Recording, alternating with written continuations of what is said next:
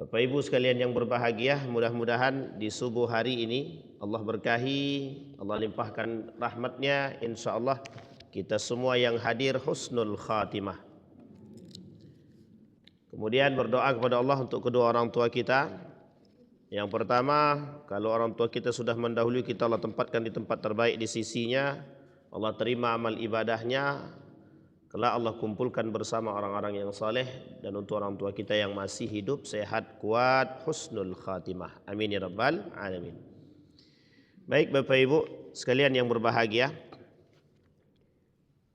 Kitabul Halal wal Haram karangan Imam Al-Ghazali, percikan daripada kitab Ihya Ulumuddin. Imam Al-Ghazali menulis buku judulnya Ihya Ulumuddin. Ini buku yang sangat populer, tapi sebagian kalangan ada yang menolak buku tersebut karena dianggap buku ini terlalu doktrinal. Artinya buku ini terlalu mendoktrin seseorang untuk menjadi sufi, menjadi lebih takut kepada Allah dan kuat. Karena sebagian orang menganggap bahwa buku ini menakutkan sehingga perlu dibakar, perlu dihancurkan. Terlepas daripada itu Bapak Ibu, buku ini dari pandangan para ulama bisa dianggap satu buku yang sangat populer pada masanya. Dan itu seantera dunia ini ulama mengkajinya. Ihya Ulumuddin. Pertanyaannya, mengapa buku itu menjadi tersohor? Karena ditulis oleh seorang yang sangat alim, baik, bagus, cerdas, pinter. Dari seorang yang ahli di bidang filsafat, berfikir, menjadi orang yang ahli di bidang tasawuf kesufian. Dari orang yang begitu kencengnya dengan dunia dalam konteks kritiknya, pemikirannya berubah menjadi orang yang sangat spiritualis, kalau bahasa gaulnya, terlalu spiritual, agamis, sangat agamis. Itu bahasanya, kalau bahasa intelektualnya begitu. Tapi kalau bahasa kitanya, ada orang yang biasa-biasa saja, sholat tetap 5 waktu biasa-biasa saja. Tapi ada orang yang fokus banget di bidang keagamaan. Nah, itulah bahasa sederhananya.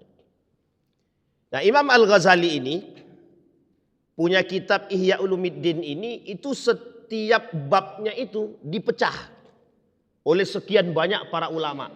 Dipecah-pecah.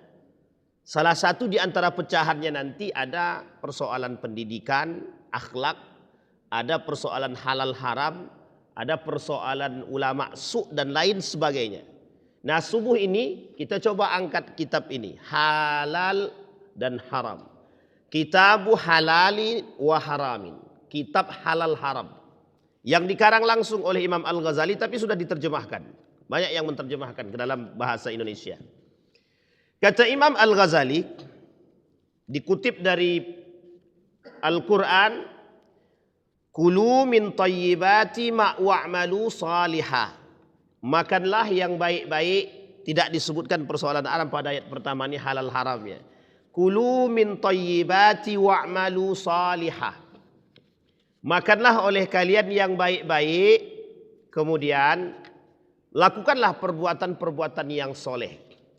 Bapak Ibu, banyak orang hari ini, para ilmuwan-ilmuwan dari mancanegara mencoba melihat korelasi antara makanan yang haram dan makanan yang halal terhadap pertumbuhan karakter, akhlak.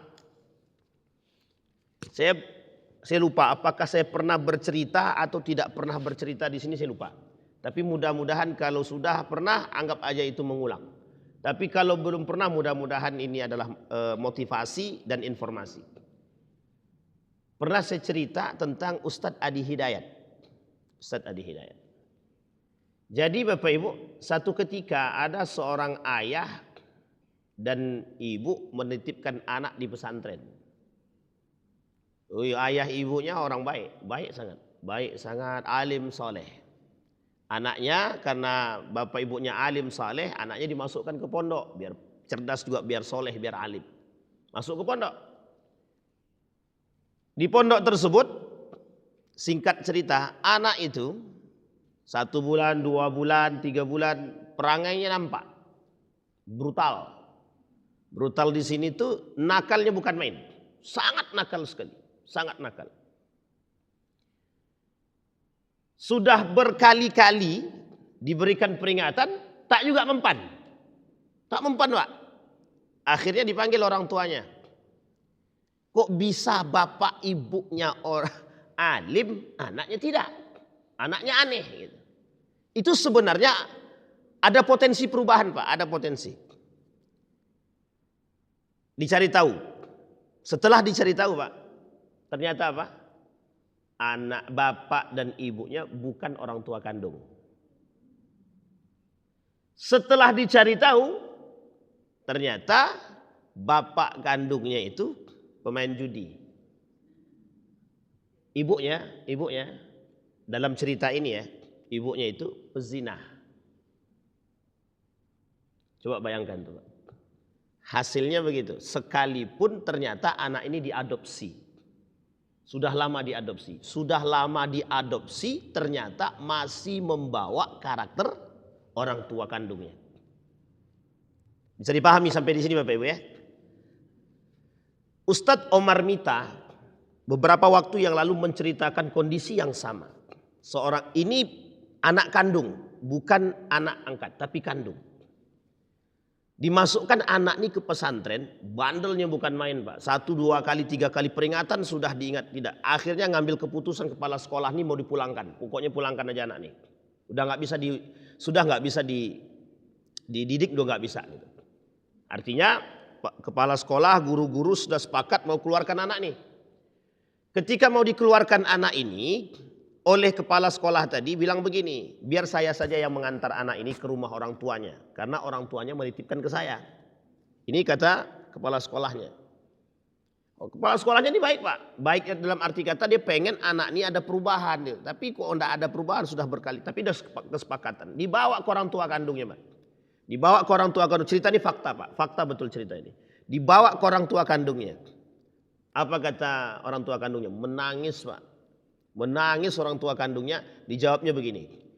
Kalau dia tidak masuk pesantren Pak Ustadz, tidak ada lagi harapan kami di keluarga ini yang bisa dekat dengan Allah. Coba bayangkan Pak, harapan orang tua sambil nangis tuh. Jadi kepala sekolah yang nganter tadi ini bingung.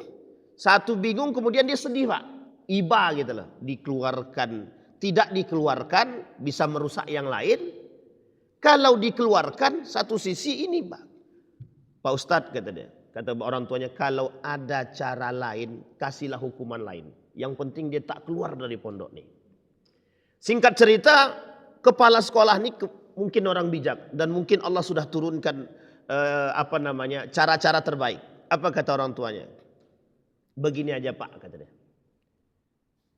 Saya ikhtiar mendidik anak bapak di pondok saya dengan guru-guru. Berikhtiar semampu kami untuk mendidik anak bapak di pondok. Tapi kami juga mohon ikhtiar. Bapak ibu juga mendoakan. Tak sengaja bapak ibu terbesitlah dalam benaknya Ustadz tadi bertanya pekerjaan bapak ibunya. Dijawab Pak sama bapaknya. Pekerjaan bapaknya itu bercampurnya. Pokoknya intinya bapak ibunya ini atau bapaknya ini kerjaannya masih ada unsur haram dalam makanannya itu. Dijawab langsung sama gurunya tadi. Ini penyebabnya nih kata gurunya kan. Tapi tak disebutkan langsung kepada bapaknya. Dijawabnya begini. Ikhtiar Pak. Ikhtiar. Bapak ikhtiar, kami ikhtiar. Kami didik anak bapak dengan ikhtiar yang baik. Tapi saya minta satu saja. Bapak berikhtiarlah untuk mencari pekerjaan yang lain. Bisa jadi ini sebabnya. Yang bapak suapkan kepada anak yang haram. Apa jawaban orang tuanya Pak? Karena orang tuanya menangis tadi. Mulai hari ini Ustadz, 1 bulan ke depan saya persiapkan surat pengunduran diri saya. Keluar dari pekerjaan saya. Jika ini ikhtiarnya Ustadz.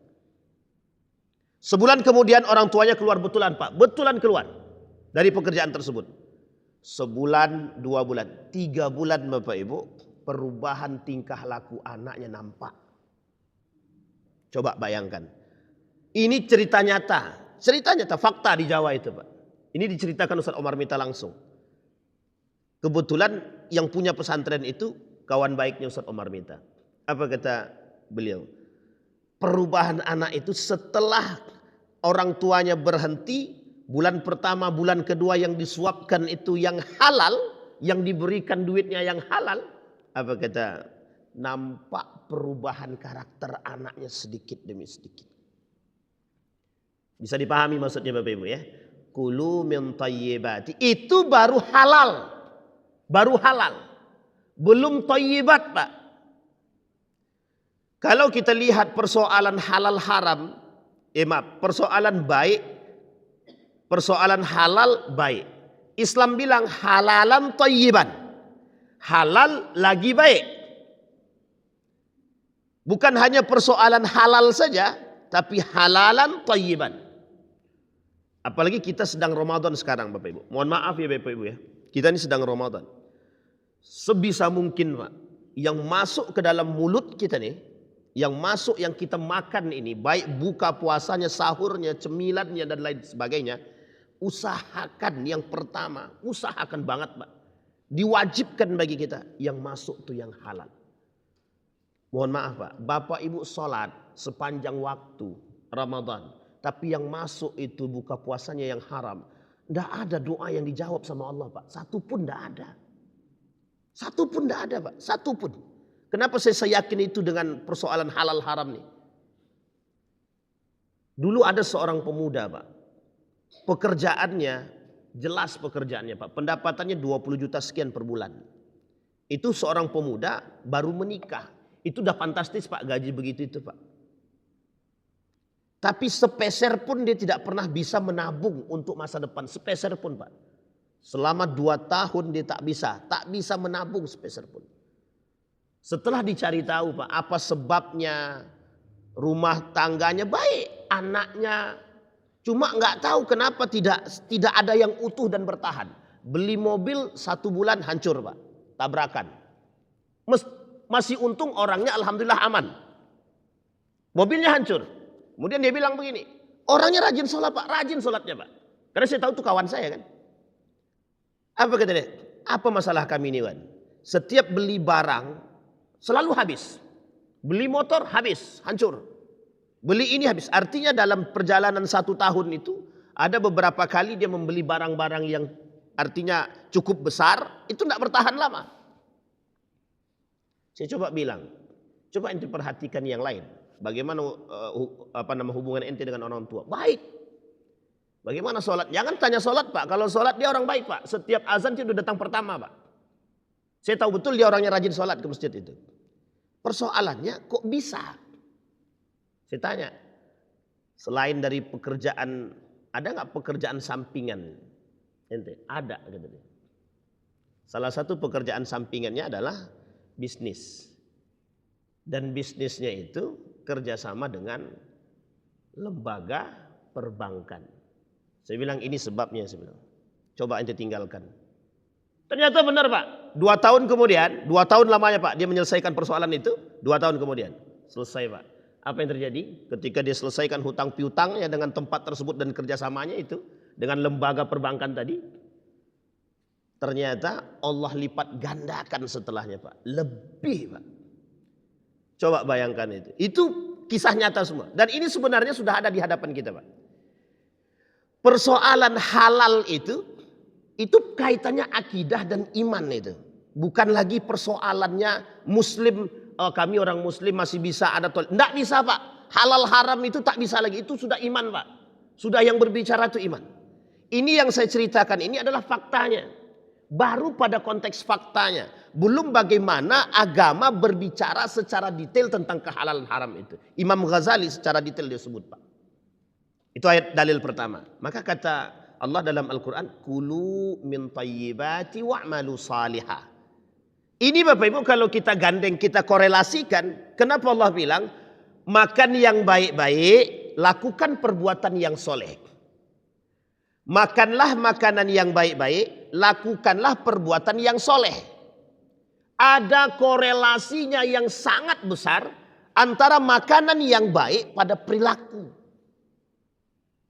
Ada. Tapi Bapak Ibu jangan dicoba ya. Tapi ini cuma hanya sekedar kalau mau cari tahulah dari orang-orang yang lain yang amati secara diam-diam. Karena kalau diamati secara terang-terangan ngamuk orangnya. Tapi amati secara diam-diam yang menurut kita secara pribadi ya, menurut kita mereka termasuk daripada pelaku perbuatan tersebut. Maka hari ini kalau saya berpikir mengapa kok sulit sekali mencari orang-orang yang sejalan dengan perkataannya, dengan ibadahnya. Rajin sholatnya tapi kok lisannya enggak. Rajin ibadahnya tapi tangannya tidak. Rajin ibadahnya tapi arah kakinya berbeda. Itu perlu kita cari tahu apa sebabnya. Setidaknya saya merangkum 3 hal. Orang yang sholatnya enggak benar, itu mesti rumah tangganya enggak benar. Orang yang tidak baik hubungannya dengan orang tua kandungnya, mesti juga penyebab runtuhnya rumah tangganya atau tidak suksesnya. Kalaupun sukses mesti tidak akan ada harmonisasi dalam rumah tangganya. Yang ketiga Bapak Ibu, halal haramnya. Kadang-kadang, mohon maaf saya tanya ibu-ibu, pernah enggak ibu-ibu bertanya sama suami ibu-ibu, "Bang, duit yang abang dapat nih halal atau haram?" Tersinggung dia Ustadz. Nah, itu masalahnya. Mudah-mudahan tidak tersinggung. Seorang suami yang beriman tidak akan tersinggung. Kenapa tidak tersinggung? Karena dia tahu yang dia suapkan kepada anaknya itu, kepada istrinya mesti yang halal, bukan yang haram. Bisa dipahami Bapak Ibu ya? Ternyata punya korelasi yang besar Pak. Dari cerita tadi. Sangat-sangat besar korelasinya. Jadi jangan coba-coba menyuapkan anak itu yang haram. Jangan. Apalagi Ramadan nih. Makanya kadang ada orang yang berdoa, "Ustaz, aku udah berdoa Ustaz siang dan malam Ustaz, kok masih juga tidak Allah selesaikan masalahku nih." Pertanyaannya adalah Anda masih ada makan yang haram atau tidak? Tidak ada lagi Ustaz makan yang haram. Terus pekerjaan ente apa? Pekerjaan Anda cuma jual beli jabatan, itu haram. Mohon maaf ya Bapak Ibu ya, mohon maaf. Kita real-realkan saja gitu. Anda jual beli jabatan 15 juta, Anda masukkan orang ke dalam mendapatkan pekerjaan, bayar 15 juta, Anda makan cuma 10 juta, 5 jutanya Anda kasih ke tempatnya, tempat lain begitu maksudnya. 10 juta yang Anda bawa ke dalam rumah itu akan menghabiskan 100 juta lebih. Bahkan mungkin lebih seisi rumah bisa dihabiskan. Coba bayangkan itu. Itu tidak seberapa karena itu sifatnya materi Pak. Tapi kalau perilaku anak yang masuk ke dalam yang haram itu merubah perilaku anak yang tadinya soleh, dekat dengan Allah. Sekali dimasukkan yang haram berubah perilakunya. Mencaci, memaki, melawan kepada orang tua. Bisa jadi itu sebabnya. Karena saya yakin di antara 3 hal ini Pak. Rumah tangga yang hancur, yang berantakan dan lain sebagainya.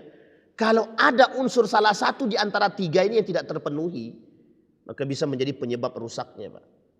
Seseorang, rumah tangganya, dan lain sebagainya.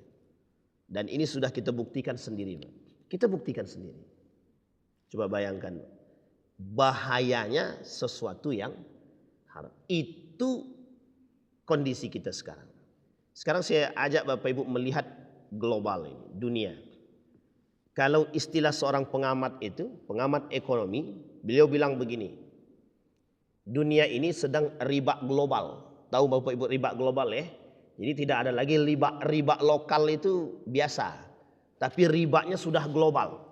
Riba global itu samalah istilahnya.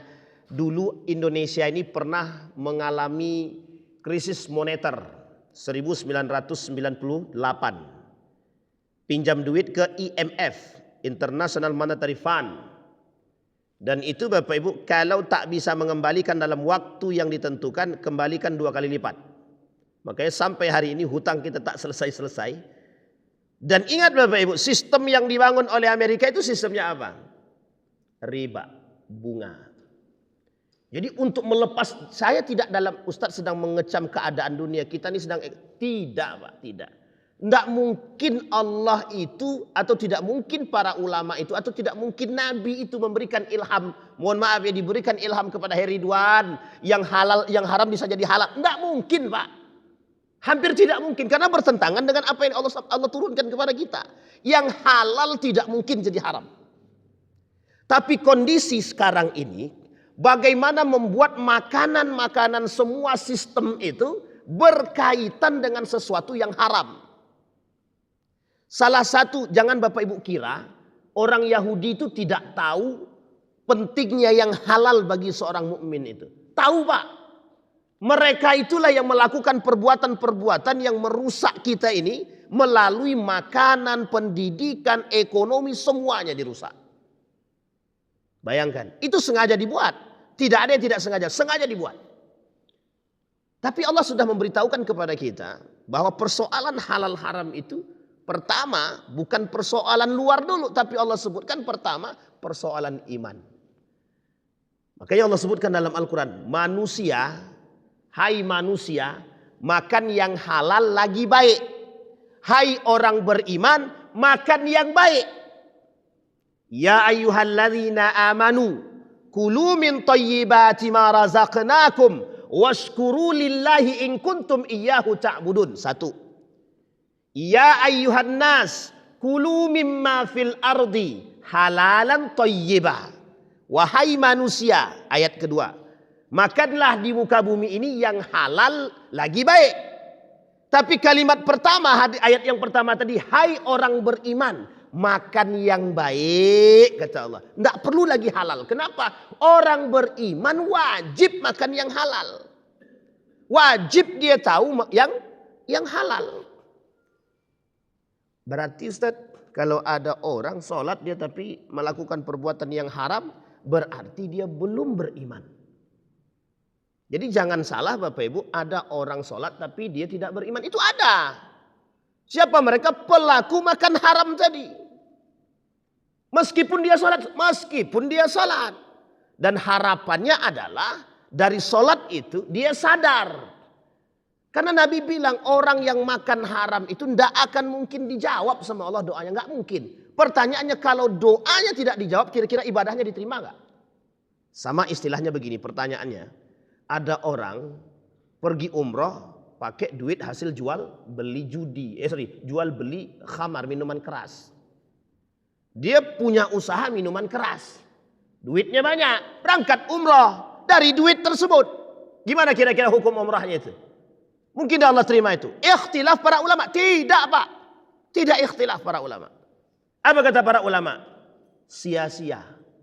Sia-sia. Sama istilah sederhananya begini, istilah sederhananya Pak. Bapak Ibu mau cium Hajar Aswad, pakai calo. Paham maksud saya Bapak Ibu ya? Bapak Ibu mau cium Hajar Aswad. Mulia nggak tuh cium Hajar Aswad itu? Tapi pakai calo dengan cara yang nggak benar. Apa kata para ulama? Saya kutip dari Ustaz Abdul Somad. Calo apa namanya itu? Hajar Aswad jahil kata Ustaz Abdul Somad. Apa kata Bu Yahya ya? Calo Hajar Aswad haram gitu dia. Artinya itu haram Pak perbuatannya. Ya enggak benar. Jadi perbuatan yang seperti ini sengaja diangkat, ditunjukkan kepada dunia. Begitulah cara mereka memisahkan sedikit demi sedikit agama itu dari kita. Sehingga nanti ketika semua ini pemakan yang haram, insya Allah, bukan insya Allah lagi, kalau sudah semuanya makan yang haram, maka sangat mungkin sekali karakter ibadahnya itu, kualitas ibadahnya menurun. Sekarang perhatikan. Kata Nabi dalam hadisnya itu, orang-orang yang soleh itu nanti akan dimatikan satu persatu. Orang baik, kalau bahasa orang tua kita, orang baik matinya cepat. Gitu ya, orang baik matinya cepat. Pertanyaannya mati cepat ini bagaimana? Maksudnya orang-orang yang soleh-soleh, yang dekat dengan Allah, baik dia, bersih hatinya, itu cepat matinya itu Pak. Cepat matinya Pak. Orang-orang soleh itu cepat matinya. Berarti kalau kami Nggak pengen cepat mati jangan soleh Ustaz. Salah juga, bukan begitu cara berpikirnya. Berpikirnya tetap harus soleh Pak. Meskipun mati itu adalah sudah takdirnya Allah. Hanya saja yang dimaksud daripada pernyataan tersebut adalah kita orang-orang yang soleh kenapa dimatikan lebih dulu atau lebih cepat, itu biar mereka tidak tersiksa dengan urusan spekulasi dunia. Terlalu banyak persoalan-persoalan dunia ini yang pahit-pahit, yang kita tidak tahu. Meskipun ada sebagian yang bertahan itu banyak. Artinya Bapak Ibu kita mengambil motivasinya bahwa orang-orang yang baik-baik itu dijaga oleh Allah Subhanahu wa taala. Bisa Bapak Ibu dipahami Bapak Ibu ya? Itu ayat pertama. Kemudian di dalam ayat yang lain Allah berkata dalam surat Al-Baqarah ayat 188, "Wala ta'kulu amwalakum bainakum bil batil."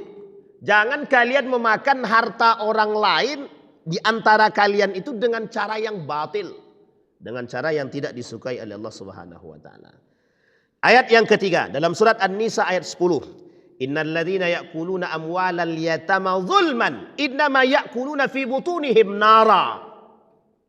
Orang yang memakan harta anak yatim, Ini Bapak Ibu kalau dikaji dalam unsur fikih, termasuk salah satunya perbuatan yang mencoba mengambil atau memakan sedikit saja dari harta anak yatim, 100 saja atau 50 saja, 50 ribu, 50 rupiah dari harta anak yatim. Dia sedang membuka atau sedang menanamkan atau sedang menyalakan api neraka dalam perutnya. Innama ya'kuluna fi butunihim nara. Sesungguhnya mereka di dalam perutnya itu sedang menghidupkan api neraka. Ya ayyuhalladzina amanu taqullaha wa dharu ma baqiya minar riba. Salah satu di antara produk keharaman itu yang paling jelas Allah sebutkan dalam Al-Quran adalah riba. Pertanyaannya sekarang semakin banyak atau semakin berkurang yang main riba nih? Semakin banyak atau semakin berkurang? Ditambah sistemnya sekarang online, dipermudah, tidak perlu adanya jaminan, cukup KTP dan KK langsung cair. Hari itu juga cair. Itulah simpan pinjam pinjaman online, pinjol. Kalau di bank kan masih bisa, cuma kan ada batas limit. Sekarang Bapak Ibu coba lihat iklan mereka itu, iklannya pinjol-pinjol itu. Iklan pinjol itu Bapak Ibu di mana-mana, aplikasinya banyak sekali. Uniknya yang ikut itu yang sholat lah, yang mengerti lah, yang ngaji juga lah. Tapi mereka nggak sadar apa yang mereka buat itu. Ini poin penting Pak. Maka kadang kita pernah berpikir, Ustadz dia rajin sholatnya, tapi kok dia masih main ini ya, masih begini, masih begitu, kok masih korupsi juga dia. Korelasinya bukan di situ. Cara melihatnya adalah yang dia makan mampu tidak mengarahkan dia kepada yang baik. Ternyata benar Pak. Mohon maaf Bapak Ibu ya, kita membicarakannya serius. Makanlah yang halal Pak. Makanlah yang halal. Orang yang makan yang halal, yang baik Bapak Ibu, akhlaknya terjamin, ibadahnya terjamin. Kalau dia makan yang malas Pak, orang yang mau makan yang haram itu ibadahnya malas sangat. Dan bukan tujuannya ibadah itu untuk Allah, enggak Pak, enggak semua. Tapi mayoritas Pak orang-orang yang makan yang haram itu ibadahnya enggak karena Allah lagi Pak sudah. Ibadahnya sudah enggak karena Allah. Ustaz kok seyakin itu? Memang yakin betul Pak. Kenapa Ustaz saya yakin itu? Karena saya ingin Bapak Ibu kita nih memperhatikan betul yang halal yang haram itu, perhatikan betul. Kalau sempat terjadi wacana ya, perdagangan di Indonesia ini bebas sertifikasi halal, selesai urusan kita Pak.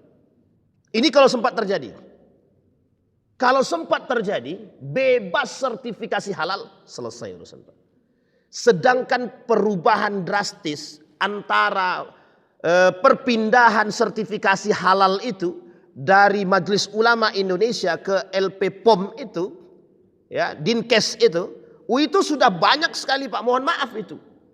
Yang tadinya murni yang berubah menjadi politik sudah. Nggak bisa itu Pak. Itu serius itu Pak. Itu saja masih ada sertifikasi halalnya, itu saja masih bermasalah. Apalagi yang bebas sertifikasi halal. Semoga tidak terjadi, Pak.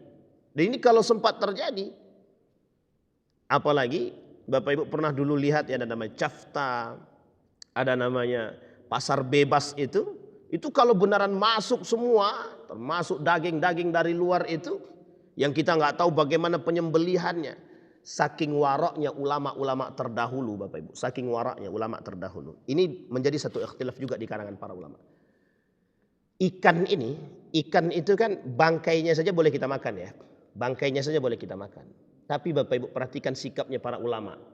Sekalipun ikan ini di laut, mematikan ikan ini harus pakai bismillah. Sekalipun bangkainya saja bisa kita makan, bangkainya bisa kita makan, mematikannya harus dengan cara yang baik dan harus pakai bismillah. Ikhtilaf para ulama memang, tapi mayoritas ulama mengatakan, Imam Syafi'i khususnya sangat berhati-hati sekali. Imam Syafi'i itu kata mazhab Syafi'i harus pakai bismillah. Coba bayangkan itu. Sekarang Bapak Ibu pergi ke pasar, pernahkah kita memperhatikan yang kita, bang, tolong mematikan ikan baungnya itu pakai bismillah, bang.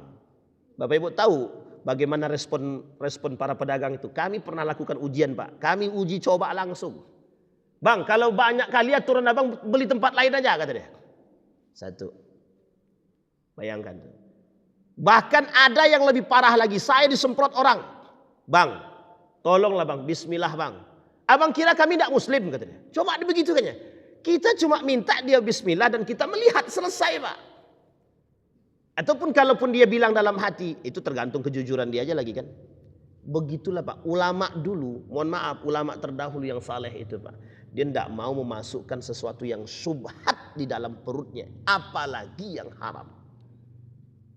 Pertanyaannya adalah, apakah para sahabat Nabi itu tidak pernah berpikir tentang demikian? Oh sangat, apalagi mereka berada di pinggir, di samping baginda Nabi Muhammad SAW. Pernah ada pertanyaan dari jamaah begini, Ustadz, Ali bin Abi Thalib pernah bekerja dengan orang Yahudi. Pernahkah Ali bertanya yang dia dapat itu halal atau haram? Kalau ini dijadikan tolak ukur, ini bukan dijadikan dalil untuk pembenaran, mohon maaf, menghalalkan yang haram atau mendapatkan yang haram. Tidak, Pak. Bolehkah Bapak Ibu kerja di tempat, misal orang Cina, boleh enggak kita kerja di situ? Orang Cina ini kerja tukang jualan kelontong, elektronik dan lain sebagainya. Kan Bapak Ibu kerja di situ. Boleh enggak kita dapat untung gaji dari situ? Boleh Bapak Ibu, tidak ada masalah. Gaji PNS itu bercampur, mohon maaf, antara pajak dengan retribusi. Retribusi itu ada yang dihalalkan, ada yang benar, ada yang tidak benar. Pajak itu, kalau pajaknya pajak khamar bagaimana? Pertanyaannya, bagaimana hukumnya itu? Gaji PNS itu. Itu dibahas oleh para ulama, jangan salah Pak. Sebagian besar para ulama mengatakan halal. Oh tapi bercampur dengan, ya kalau kita tahu, tapi kan kita tidak tahu. Artinya Bapak Ibu, diambil poin terakhir oleh para ulama bahwa gaji PNS itu halal. Coba bayangkan. Tapi apakah lepas daripada pembahasan para ulama? Tidak Pak. Tidak lepas Pak. Kenapa? Banyaknya bercampur dengan pajak. Sementara pajak itu dalam Islam bagaimana hukumnya? Apa hukumnya pajak dalam Islam itu? Sebagian ulama mengatakan hukum pajak dalam Islam, termasuk Ibnu Khaldun mengatakan haram. Tapi pertanyaannya adalah, mungkin tidak gaji PNS itu bercampur dengan pajak? Ya mungkin diambil dari pajak, sangat mungkin sekali. Tetapi besar kecilnya kita nggak tahu. Bisa dipahami Bapak Ibu ya?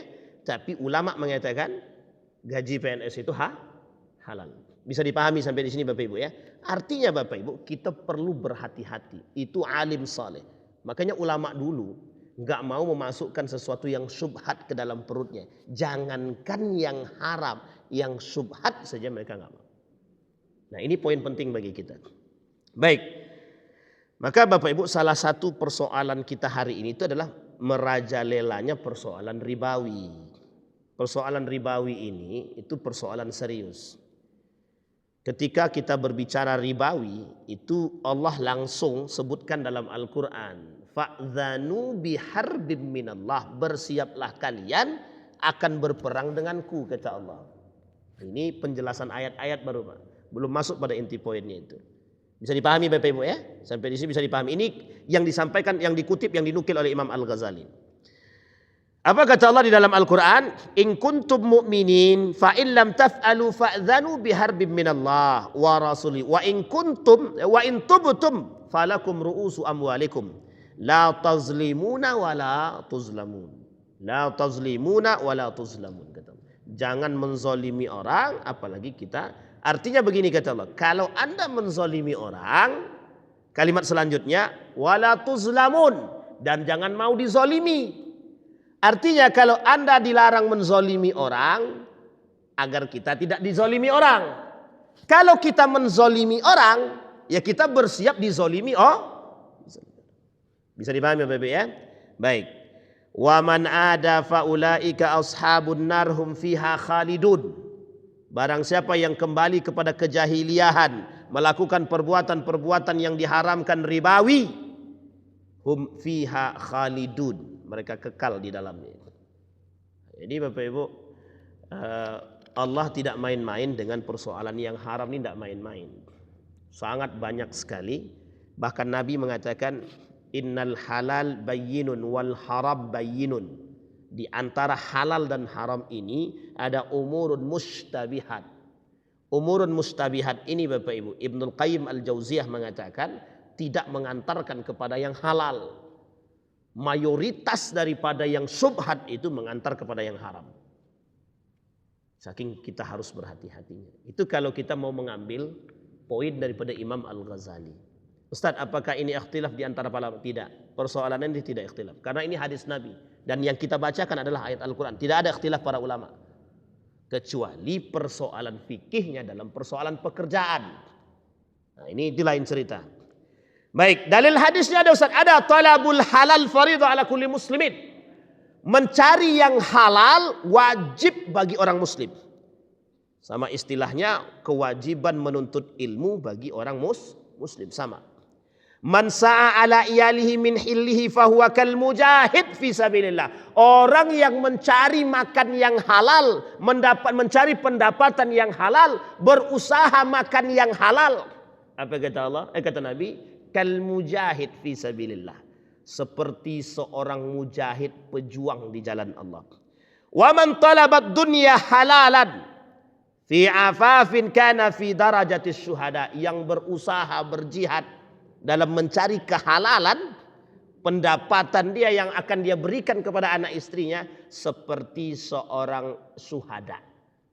Makanya Bapak Ibu, istilah ini disampaikan oleh para ulama. Seorang ayah yang meninggal dalam perjalanan ketika dia bekerja karena Allah, dan di tengah jalan wafat dia ketika kerja mencari nafkah untuk anak dan istrinya karena Allah, meninggal dalam keadaan syahid. Itu yang kemudian menjadi persoalan kita. Jadi Bapak Ibu, ini boleh Bapak Ibu sampaikan kepada keluarga-keluarga, siapapun itu, coba sampaikan. Ketika memang keluarga kita temukan ada yang rumah tangganya lagi diuji secara ekonomi, coba tanya, kira-kira bagaimana ibadah sholatnya dengan orang tua kandungnya, kemudian bagaimana halal haramnya yang dia makan. Karena Bapak Ibu, kata Imam Al-Ghazali itu menukil daripada pernyataan daripada sabda baginda Nabi itu, man akala halal arba'ina yauman nawwarallahu qalbahu wa ajra yanabi al-hikmati min qalbihi ala lisanihi. Siapa yang mengkonsumsi makanan halal selama 40 hari, Allah terangi hatinya dan pancarkan sumber-sumber hikmah daripada hatinya melalui lisannya. Inilah alasan yang saya katakan di awal. Mengapa ada orang yang sholatnya rajin tapi lisannya masih mencaci memaki. Sama istilah yang tadi. Kenapa ada orang rajin sedekah, rajin sholat tapi dia masih korupsi. Justru yang dibuat sedekah itu dari duit korupsinya. Pertanyaannya adalah itu tadi. Karena orang yang mohon maaf memakan yang haram itu, yang keluar dari lisannya mesti ngelantur, mesti nggak benar, berpengaruh pada perilaku dan pribadi seseorang. Bisa dipahami sampai sini Bapak Ibu? Kira-kira sudah bisa menjadi perhatian bagi kita? Coba tanya sama suaminya, apa nih lagi ini Ramadan? Ramadan. Nah, Ramadan ini Bapak Ibu berlaku tuh kalimat yang tadi, yang pertama tadi, tidak hanya halal, usahakan baik. Saya pernah sampaikan, kalau ini saya ingat betul, saya pernah sampaikan di sini. Daging babi itu dari seekor babi bisa melahirkan 100 lebih daripada produk, baik itu makanan, sabun, makanan, minyak babi itu bisa dicampur dengan yang lain Bapak Ibu. Jadi ada 100 lebih itu, dan semua itu punya bahasa Inggrisnya masing-masing. Nah, nanti saya usahakan coba cari nama-nama itu dalam bahasa Inggris itu. Nah, kalau bisa dapat nanti coba kita tampilkan. Mudah-mudahan itu bisa menjadi perhatian kita, nama-nama tersebut. Tulang babi itu bisa jadi peluru, senjata, untuk alat senjata peluru. Itu kan tidak kita konsumsi, Ustaz. Oke lah. Salah satu di antara anggota badan babi itu jadi sabun. Jadi campuran minyaknya dijadikan minyak, setelah dijadikan minyak dicampur dengan, pokoknya dijadikan untuk sabun. Dan itu saya yakin salah satunya mungkin dikonsumsi oleh banyak orang gitu. Sabun. Kemudian apalagi dalam makanan. Makanan banyak sekali Bapak Ibu, makanan banyak sekali. Karena memang penelitian mengatakan minyak babi itu memang kalau dicampur dengan makanan enak. Nah, tapi jangan dicoba. Tidak boleh itu, penyedap rasanya minyak babi itu tetap haram itu, mau gimana pun tetap haram. Nah, kita usahakan Bapak Ibu, kita usahakan cari nama-nama dalam bahasa Inggris itu yang masih berkaitan dengan anggota babi tersebut. Bayangkan Pak, seekor babi bisa menghasilkan lebih daripada hampir 100 produk. Kan banyak itu Pak. Itu tersebar di mana-mana. Dan naudzubillah kalau kita tidak tahu bahasa Inggrisnya kan kita susah juga Bapak Ibu. Itulah kesusahan kita tadi.